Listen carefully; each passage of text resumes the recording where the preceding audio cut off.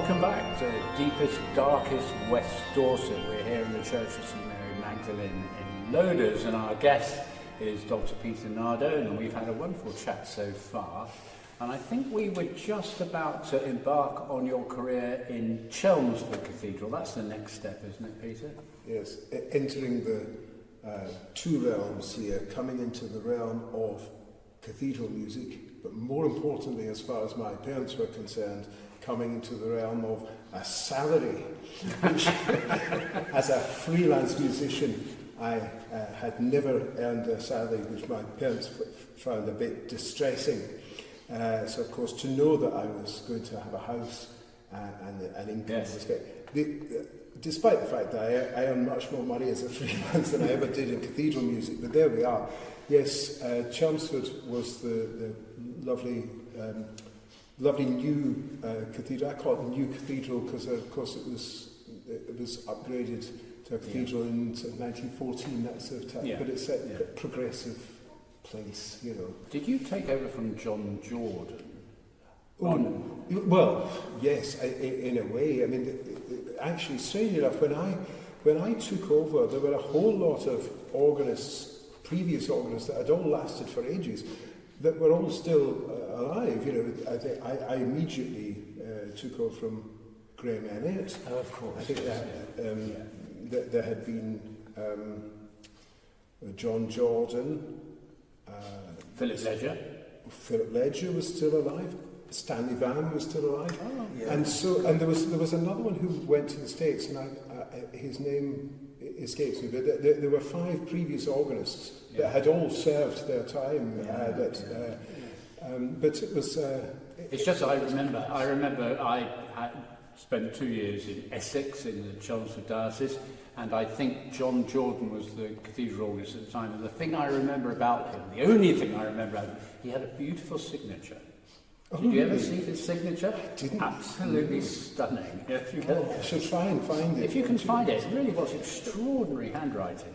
I think the best piece of advice that John Jordan gave to me, which I didn't take, was he said to me, Peter, make this what you want and don't leave. Don't leave. The biggest mistake people make with these cathedrals is to leave. Stay in Chelmsford. It's near London. It suits your partner's work, your lifestyle. It's if you want to go on a day trip to France, you can do it from Chelmsford. But you can make this cathedral work for you, which I believe I did over the 12 years. Yes. Wonderful. And what are your happiest memories? What are the things that you're most proud of that you did when you were at Chelmsford? I think my happiest memories were... I can tell you what they were not. They were not the parents of the boys. They were definitely the men in the choir who were talented and open to change. They were interested in anything I programmed. If I wanted to do a concert of Purcell or Venetian music with cornets, or a Handel oratorio with the choir, they would just say brilliant. We once had they had volunteers as well as lay clerks, choral scholars, and kids. Kids, as in 16, 17, 18-year-olds who were still at school, and they all came to sing. And I got 18 of them in, and we did a massive program of music by really the kind of Tallis and his contemporaries. Big pieces, in polychoral pieces of Latin music, for Lent. Something that, in a way, you sort of you can do in that situation, but it's much more difficult to do it in a structured environment of a cathedral, say with 6 lay clerks. It's much more difficult to do that. But in Chelmsford, and the men, they rose to it. They were good. They were brilliant singers there. So that's that's probably the main thing, and also the festival, the Cathedral Festival, and just having all these marvellous people sitting with Pascal Roger and his wife drinking wine at 2 a.m. after a concert, having Dame Gillian Weir giving recitals, and you know, and all the others, and in fact Humphrey Lyttelton came with his band, and Humphrey Lyttelton's sister, actually, Diane Lyttelton, was married to Lord Hood, who lives next door to this church.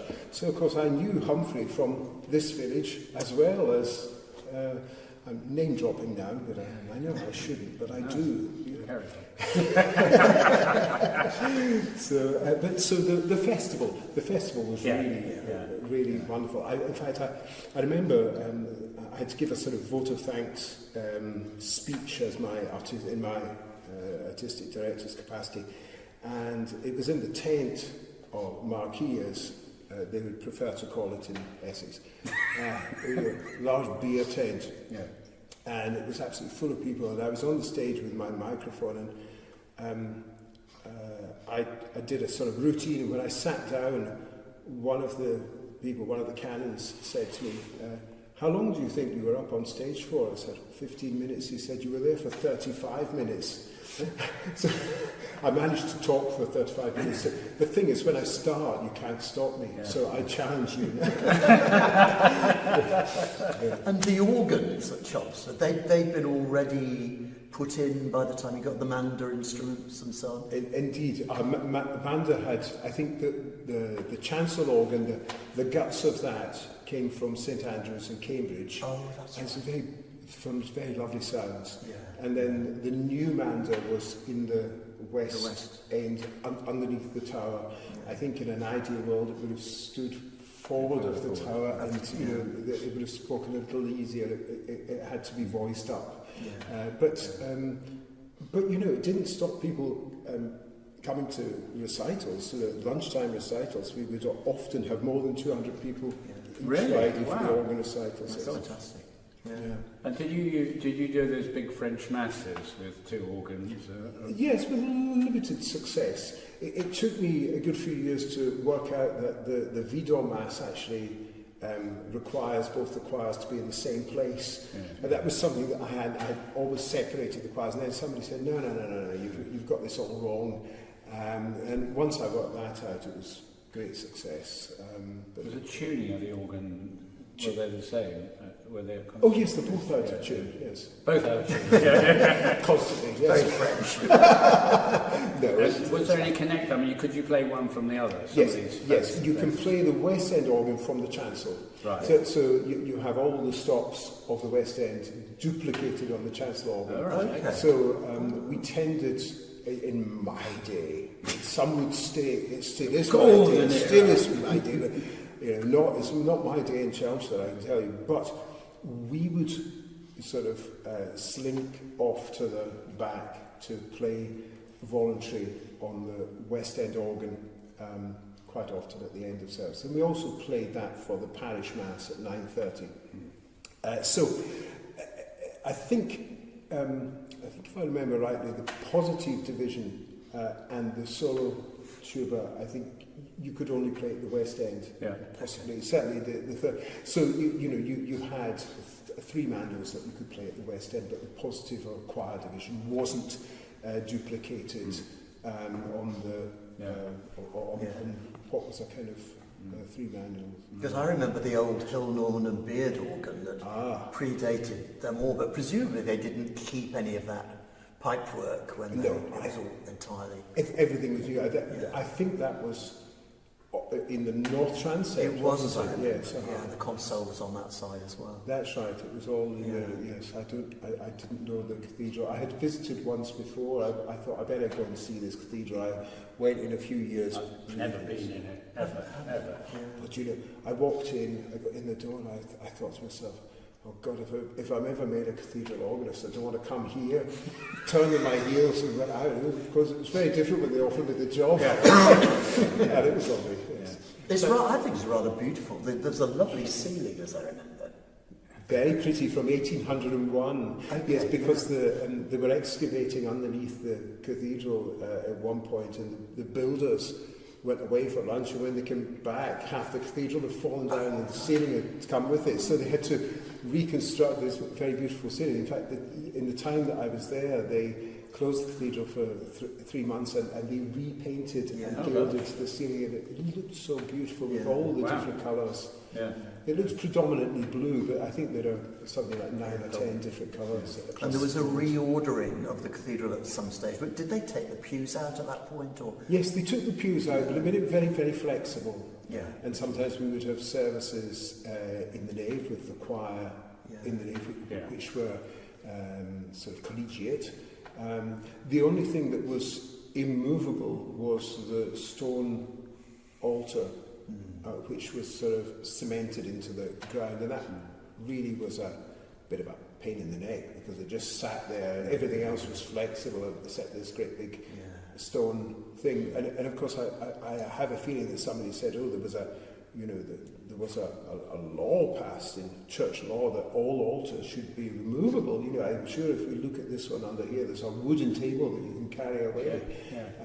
You're not meant to have stone ones, but then cement them in. Like they certainly did it at St Stephen's Walbrook, didn't they? You can't move that great lump of cheese in the middle of the church.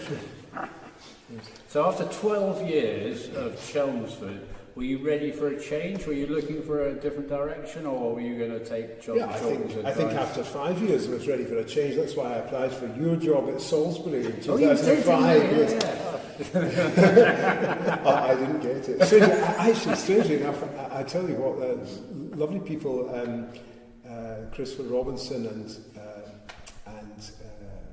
well, lovely to me, I don't know, they were very nice to me. Chsford Robinson and also Philip Ledger had connections with Chelmsford, and Philip, of course, had got the job at one stage, and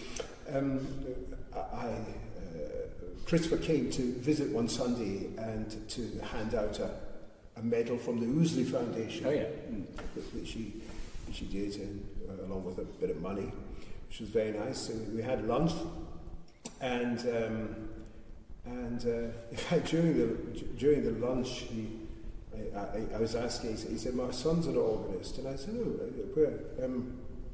whereabouts? And he told me, and he said, yes, his organ's a bishop. And I didn't know what to say, so I said, oh, well, in most dioceses that I can see, the bishop's an organ. And there was a great silence, and then from somewhere down here he started to chuckle as the penny dropped. But as we were walking down after lunch, we were halfway down the pathway to the car park, and he stopped and he put his hand and he said, they didn't offer me the job here. I interviewed for it and they gave it to Philip Ledger. So there's something that's been lost in time, a bit of history. So, But it was, it was nice. The trouble with Chelmsford was, you did all this work and nobody came to the evensongs, nobody saw it. I think James O'Donnell and Andrew Carwood turned up once. I think more out of pity than anything else. But there we were labouring away. But it was a nice place to work. Yes. And of course, Christopher had been at Worcester, which was your next. Exactly. Yes, getting us back on track. Thank you, Mark. Yes, to Worcester.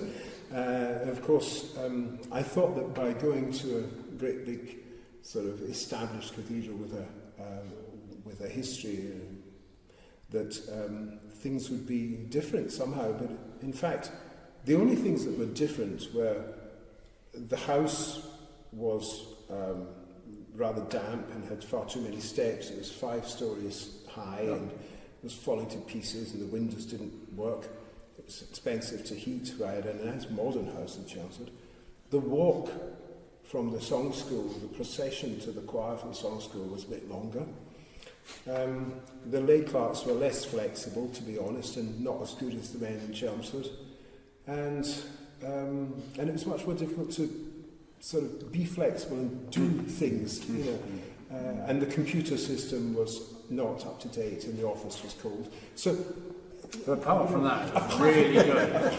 And I loved, things I loved about the job were the Festival Choral Society.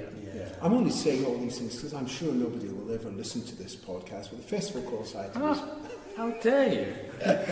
They are fantastic there.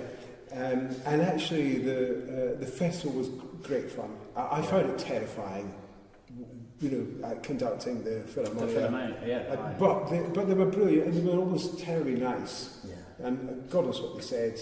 Behind your back. I'm sure they did. I'm sure they were. No, they were terribly, terribly nice, and they're such fantastic musicians that you just have to sort of look at them and go. And they play beautifully, If you try and impose anything on them, it gets a bit of a standoff. It's just allow people to do allow them to do it because they can do it. And that was wonderful. I'm working with the colleagues, Adrian Partington, Geraint Gowan, of course, at Heraford. Yes. Yeah. So. And how much involvement did you have in the festivals when they weren't at Worcester? Did you have conducting at Hereford and Gloucester as well?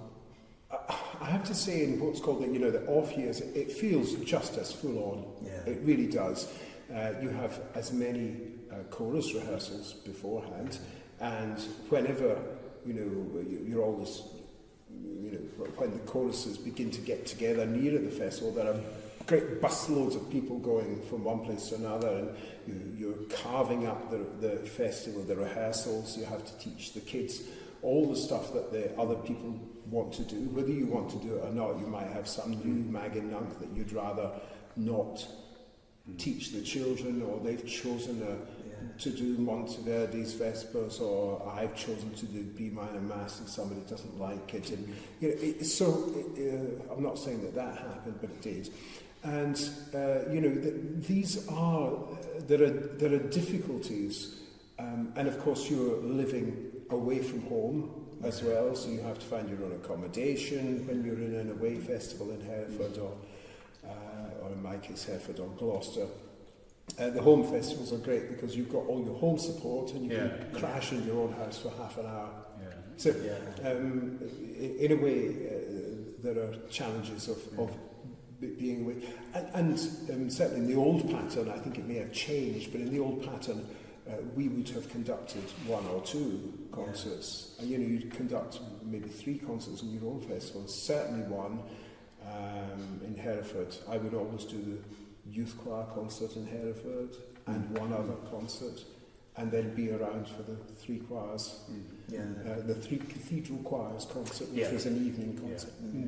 But there were obviously commissions as well. I mean, I can remember once going to a Gloucester Festival when there was the premiere of Malcolm Williamson, Mass of Christ the King, I think it was. Yes, I remember it got to the day of the performance, and I think he still hadn't orchestrated the Agnus Dei or something. So they ended up performing this, but then the Agnus Dei was accompanied by the organ, as I remember. But I'm sure you didn't have those nightmares. But we had a very complicated commission by Tossen Rash that was almost sort of unsingable for the choir. A very good piece, but very, very complex and difficult for the treble choir as well, and the solo. So that took up an inordinately huge amount of time, more than it sort of deserved in terms of the whole festival. Although I'm very, don't get me wrong, I think Tossen Rash is a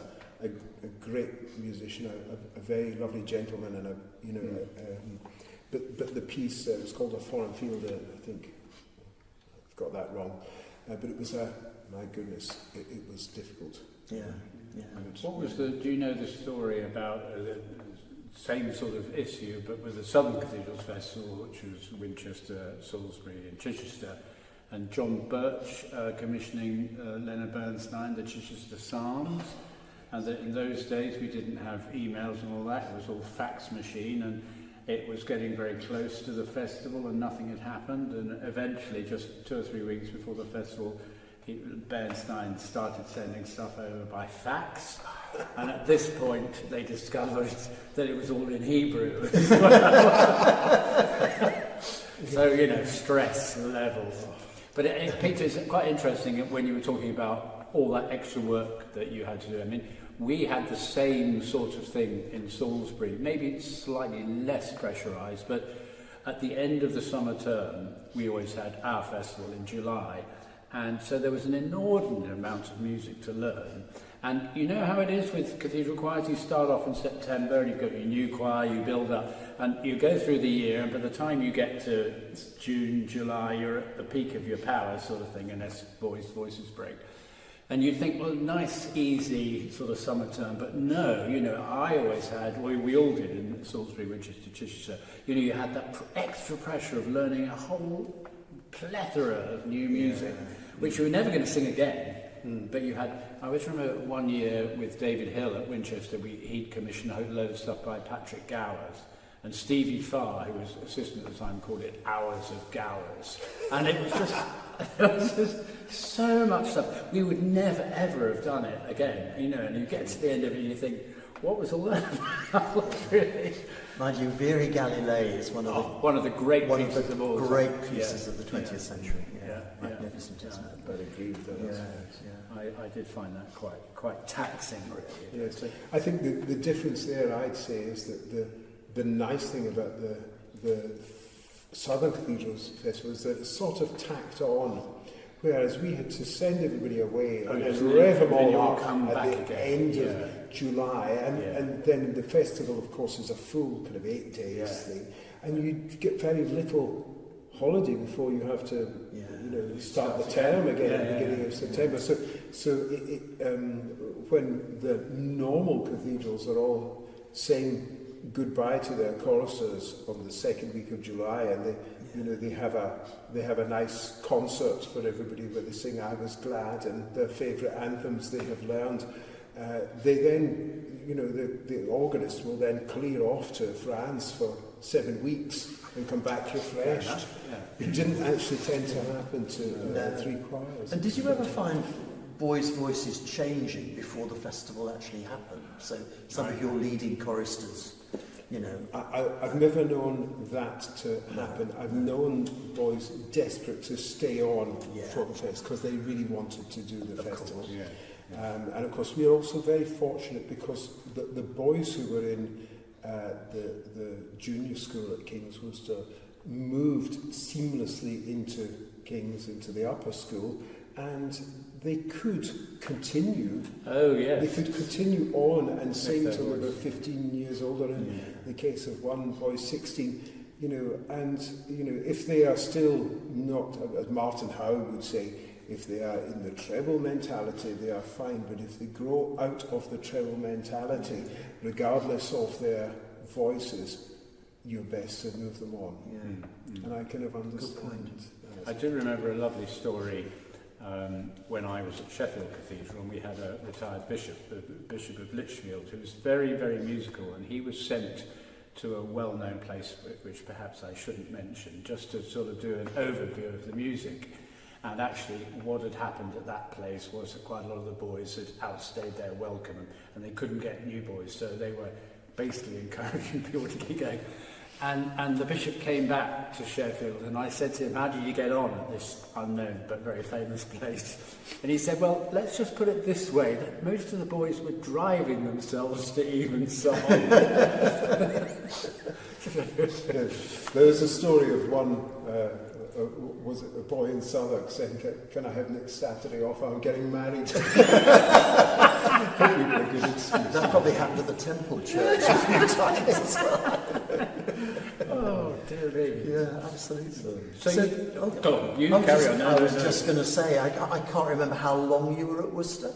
I think I did seven 3 choirs festivals. Oh, yes. But not 7 years. But not 7 years. Yes, because I did the festival.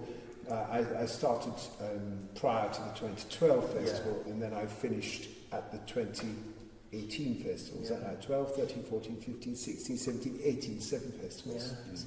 And now you're living in this beautiful part of the world, Loders. It's absolutely lovely. Did your house here, which is wonderful, did you have that before, or was it something you bought when you left Worcester? We bought a little holiday cottage here in 1991, and then when I left Worcester, we moved down and said we'll have to just put our stuff in storage and live here for a bit.